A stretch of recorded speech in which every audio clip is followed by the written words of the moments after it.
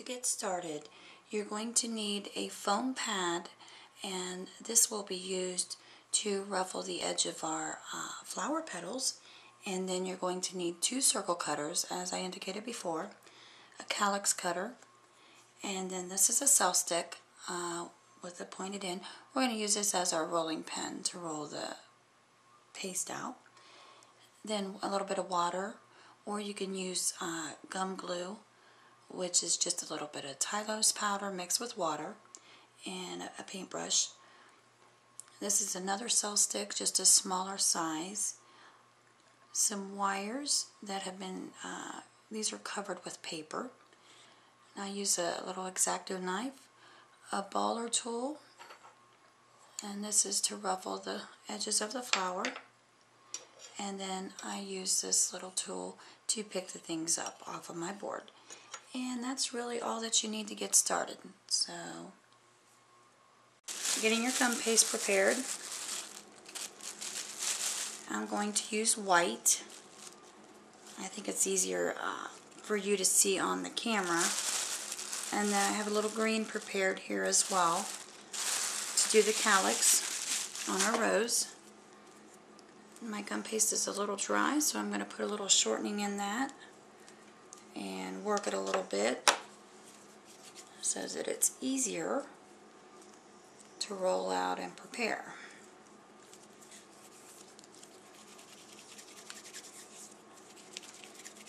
Sometimes it works easier just to work it this way and roll it and then knead it from there, especially if it's been sitting for any amount of time.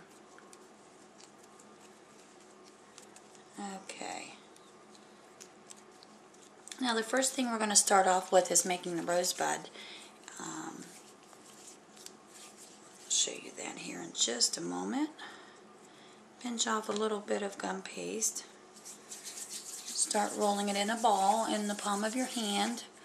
Remember to cup your hands so that you get all the lines and crevices out of your gum paste. And that way it gives it a nicer overall look. And I've still got a few in mind, but that's okay. And then I put it in the palm of my hand like so. And it's in that shape right now. Looks like half of an egg. And then I start turning the top with my fingers.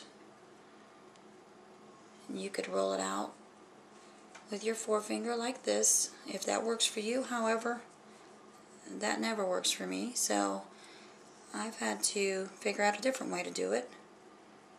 And this works perfect for me by using my 2 fingers. And then you end up with a shape like so. That gives you a perfect little rosebud. And you want to take your paper covered wire on a little pair of needle nose pliers. I have a little miniature pair that I use actually when I'm making flowers. And you're going to take the top of that and just turn it to the side and make a U shape in your wire. Let me get up here so you can see that. And that's what it'll look like. And the reason we're doing that is so that when we place it inside the rosebud and we turn it, it'll kind of lock that wire in place so it doesn't fall out.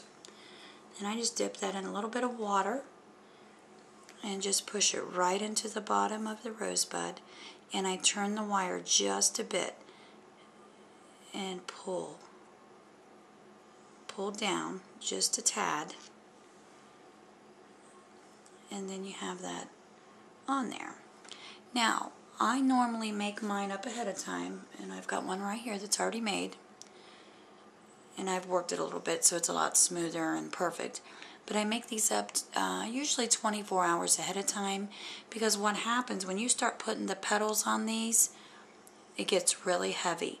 And this will collapse, or it'll start falling down the wire, and then you have a mess on your hands. So if you make these up ahead of time and do several while you're at it, that way when you roll out your petals you can just keep going and get lots of them done at one time. Put that over there and we'll go ahead and get started. Okay, I'm actually going to use this same piece again. I just wanted to show you how I came up with the rosebud. Alright, now we're going to work on rolling out some petals.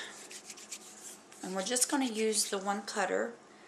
I have them both here, but you can actually just use one or the other.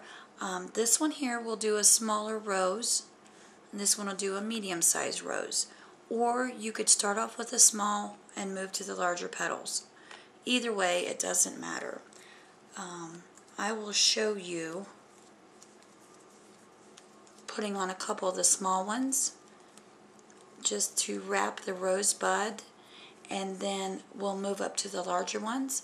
But if you would like to use one size, if you don't have these available at home, if you just have maybe a small cutter, you could use that. You know, whatever works best for you. When I got started, this was actually the first rose that I taught myself to do. There's many available on the market that people do, and this one was the easiest one that I could do on my own. I had watched a couple YouTube videos and saw others that people were making, but I didn't seem to catch on to those for some reason. All of our minds work differently, and what works for one person may not work for the other, and that's okay. So this is the way that I started making them. I now have cutters that I use, and I can show you those before we're finished today. But you want to just roll out your gum paste very thin to where you can almost see through your gum paste to the underside of your board. And I'll put this up here and see, try to give you an idea. Can you see that underneath? You can kind of see the lines in my board there.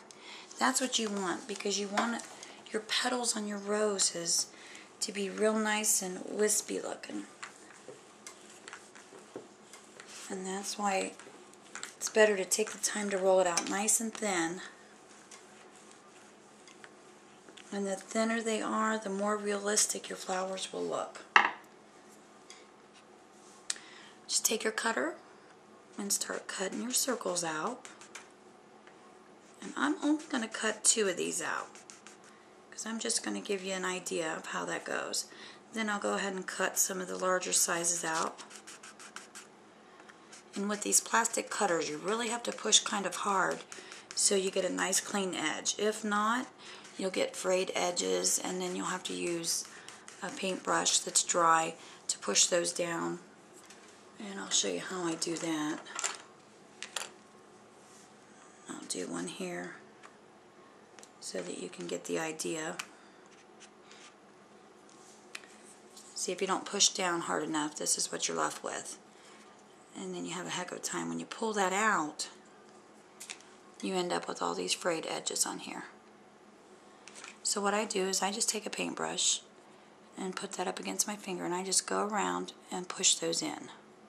You can also use your finger like this to push them down, and that works too. Whatever's easiest for you. Okay. I have another one here that's got, I use my X-Acto knife sometimes to push that around too, to make those, clean up those edges. Okay. Now I also have a bunch of petals already cut, and I have a baggie that I slit the side open so that I have easier access to those. And you can keep those off to the side of your work surface and have those ready when you need them, so they're not drying out while you're working on your rose. Okay, so you would take your rosebud that's already been sitting up for 12 to 24 hours. I would say 24 hours to be on the safe side. I've done them at 12 hours, but they're kind of tacky, and I've had them still move around. So probably 24 hours to be on the safe side. Okay, let me move all my stuff off of my